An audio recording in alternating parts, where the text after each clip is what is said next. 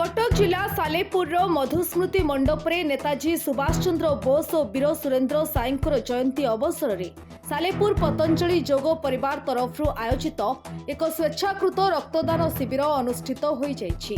एही रक्तदान शिविर में मुख्य अतिथि भावे पतंजलि हरिद्वार केंद्रीय युव प्रभारी स्वामी आदित्य देवजी जोग देथिबा बेले आयोजक भावे राज्य पतंजलि राज्य किसान प्रभारी स्वयं प्रकाश द्योतक महापात्र उपस्थित रही निजे रक्तदान करथिबा बेले प्रताप कुमार महांती परिचालना करथिले।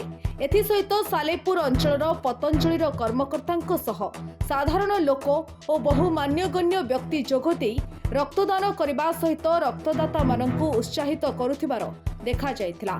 पतंजलि योग अनुष्ठान आज को 5 वर्ष है रक्त शिविर योग शिविर आयोजन करुँची।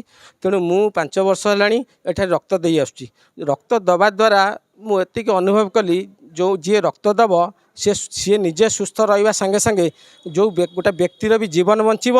तेणु व्यक्तिर जीवन व्यक्ति बचले राष्ट्र बचब। तेणु मुझे प्रति वर्ष रक्त दिए।